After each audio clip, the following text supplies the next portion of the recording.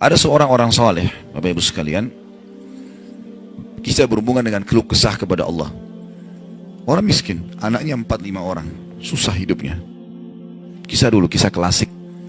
Dia lagi duduk, istrinya hidangkan makan pas-pasan antara dia, istri sama anak-anaknya 5 ini. Orang miskin, susah hidupnya. Ada yang ketuk pintu malam-malam, begitu ketuk pintu dibuka, dia suruh istrinya buka. Buka, ternyata orang miskin yang lain minta makanan.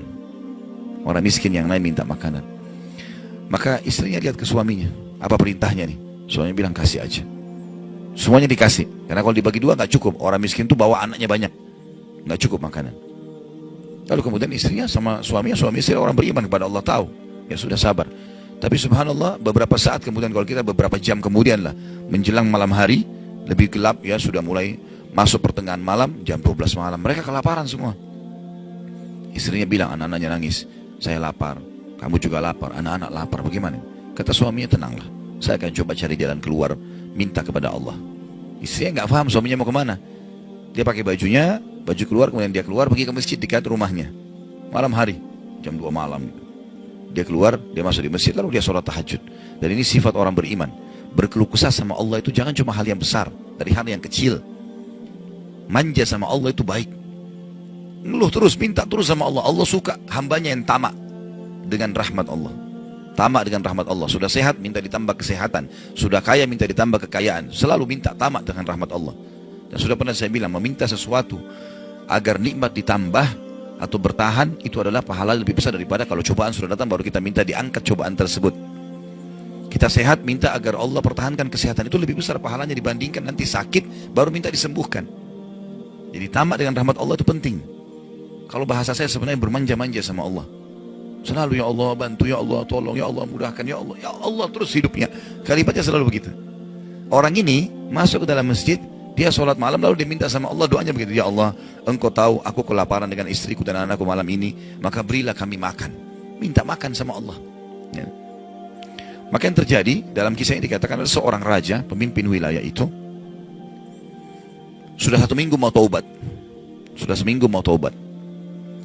Dia tidak tahu harus kemana. Pada malam itu, di mana orang soleh yang miskin ini sedang ibadah, minta tolong kepada Allah dikasih makan. Raja ini gelisah, dia keluar lalu dia bawa 1 kantong uang emasnya. Dia bawa juga sekantong makanan yang terbaik yang dia punya di istananya. Kemudian dia bilang, ya Allah sebagai bentuk taubatku kepadamu, saya akan berikan ini kepada hambamu yang engkau tunjuk ya. Lalu kemudian sebagai bentuk juga, saya tidak memilih kecuali engkau yang memilih Allah, saya tidak akan pegang tali kekangan kuda ini, saya biarkan dia jalan kemana. Akhirnya orang raja ini naik di atas kudanya, dia bawa itu, kemudian jalan kudanya mampir di masjid yang ada orang soleh itu. Dia bilang, saya tidak tahu kenapa kuda ini mampir di masjid. Lalu saya turun, saya temukan dalam masjid, waktu zaman dulu gak ada lampu, gak ada penerangan, cuma dia dengar suara gelap di masjid. Dia masuk, temukan ada orang ini lagi berkeluh kesah sama Allah, minta, ya Allah saya sama istri saya kelaparan sama anak-anak, berilah kami makan gitu kan. Maka dia bilang, raja ini pun setelah orang itu berdoa sholat lalu dipanggil, dia bilang, saya seorang raja di sini, saya raja di sini, saya sadar bertobat kepada Allah dan saya dengar doamu, tadi kau minta makanan, maka ini saya kasih, ini harta saya niat sedekahkan dengan makanan, ambillah. Dan kalau kau punya masalah lagi, datang ke istana saya, kapan saja. Kira-kira saya mau tanya, Bapak Ibu sekalian, kita jujur menjawab. Kalau seandainya kita di posisi orang ini, kita sudah dapat solusi. Kalau kita sekarang mungkin ada orang kasih kartu nama, nih ya, butuh apa saja, telepon saya. Misal presiden, tidak usah presiden, terlalu tinggi lah. Misal seseorang kita temui orang kaya, ada masalah apa saja, telepon ke saya akan bantu. Saya yakin, umumnya orang meninggalkan Allah pada saat itu. Sudah selesai, dia pikir orang ini sudah bantu, sudah selesai. Tiap hari telepon orang itu, telepon dikasih bantuan. Perhatikan orang soleh ini apa yang dia bilang. Waktu raja itu bilang, kalau ada keperluan apapun datang ke istana saya. Dia bilang, saya demi Allah tidak akan datang kepada anda kalau saya punya masalah. Tapi saya akan datang kepada Allah, Tuhan saya dan Tuhan anda, yang telah mengutus anda datang kepada saya malam ini membawa makanan. Justru kalau ada sudah solusi dari Allah, makin dekat sama Allah. Jangan sudah dikasih lupa ini. Ini poin penting bagaimana kita jaga berkeluh kesah kepada Allah. Jadi jangan berpikir Bapak Ibu sekalian, masa sih saya bisa sembuh hanya karena saya sujud? Masa sih saya bisa mendapatkan keturunan hanya karena saya sujud? Ini kesalahan ini. Justru harus kita fahami kalau itu bisa. Dan Allah punya cara. Setiap jawaban Allah kalau datang, itu sesuai dengan sistem atau sunnatullah yang telah Allah ciptakan di alam kita ini. Misal saya berkeluh kesah, Ya Allah, sendal saya putus, gantikanlah. Sahabat begitu ya. Para sahabat Nabi itu kalau sendalnya putus, ya Allah, sendal saya putus, gantikanlah. Allah nggak lemparin sendal dari langit. Nggak mungkin. Tapi apa yang terjadi? Allah gerakkan sesuai dengan sistem yang ada. Allah buat ada orang lain melihat kita kasihan dikasih sendal, atau dia dapat duit dia bisa beli sendal. Jawabannya Allah begitu. Dalam bentuk sinyal datangnya. Jadi harus peka menangkap itu. Kemudian selanjutnya, tentu juga yang ini tadi contoh kisah orang yang berkeluh kesah kalau berhubungan dengan cobaan dari Allah ya. Dia tidak keluh kesah kecuali kepada Allah. Sekarang kita masuk ke contoh kalau cobaan dari manusia. Tadi saya bilang orang digunjing, orang dihina, orang difitnah segala macam. Dia tidak balas kebodohan dengan kebodohan. Jangan pelanggaran dengan pelanggaran.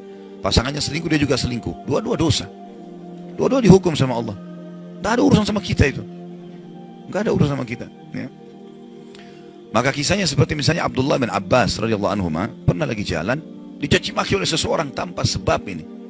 Datang tiba-tiba caci maki dia. Ibnu Abbas dengarin saja apa yang disampaikan orang itu. Sudah selesai, kata Ibnu Abbas, sudah selesai. Dia bilang, iya, orang ini kebetulan lihat Ibnu Abbas pakai jubah baru. Ini kamu itu mentang-mentang sahabat Nabi, kamu itu pakai jubah mahal-mahal segala macam. Hasud, orang hasud gitu. Tiba-tiba bayangin kalau kita lagi di mobil, orang ketuk kaca. Kamu kenapa pakai mobil baru? Kamu kenapa? Apa urusannya sama orang ini gitu? Mungkin kita marah-marah sama orang ini. Ibnu Abbas diam, didengarin semua, sudah selesai. Karena tidak mungkin tergerak orang ini mengucapkan sesuatu kecuali memang ada sebabnya. Dia biarin, sudah selesai kamu sudah. Baik, dibuka jubahnya, ini ambil hadiah buat kamu. Sampai orang itu malu. Sudah caci maki dikasih hadiah lagi. Dan yang dia sorotin ini adalah jubahnya Ibnu Abbas. Sampai hari menjadi muridnya Ibnu Abbas. Nah, bisa nggak kira-kira kalau orang ketuk kaca mobil, kenapa pakai mobil baru? Ambil deh mobilnya. Baik, kisah yang lain, Ali bin Husain radhiyallahu anhu. Ini cucu Nabi SAW, anaknya Husain, ya, radhiyallahu anhu ajma'in. Terkenal dengan Zainal Abidin, masyhur dengan kesalihannya. Dia pernah jalan dicaci maki oleh orang tanpa sebab ini. Mentang-mentang kau turunan Nabi, mentang-mentang kau begini, mentang-mentang kau begini, dicaci maki. Dia diam saja. Dia nggak bicara banyak. Didengarin. Orang-orang sekitarnya sudah marah nih. Tapi karena dia diam, orang diam semua. Sampai udah selesai dia bilang, wahai saudaraku, kalau seandainya kamu tahu lebih banyak tentang aku, mungkin kau akan lebih banyak cerita tentang keburukan. Saya ini banyak dengan keburukan, gitu kan? Kemudian dia bilang sama orang di sekitarnya, ada pegang uang, ada bawa duit, kasih orang ini 1000 dirham dan tunjukkan alamat kita. Siapa tahu dia punya hajat. Orang itu jadi tambah malu gitu. Ya. Karena perilaku akhlak yang mulia, dan ini yang Islam ajarkan kepada kita. Pada saat kita kepancing emosi, kontrol, tenang, jangan dibalas. Gak ada gunanya itu, gak ada manfaatnya. Hanya akan merusak kejiwaan kita. Kata-kata jadi kasar, hidup kita jadi tidak tenang. Ya. Tapi kalau kita gunakan teori syar'i ini, kita akan tenang. Tetap bisa makan, tetap bisa tidur, tetap bisa segala-galanya. Baik, kita berdoa kepada Allah SWT, semoga majelis kita diberkahi olehnya dan dijadikan sebagai tambahan amal kita pada hari kiamat.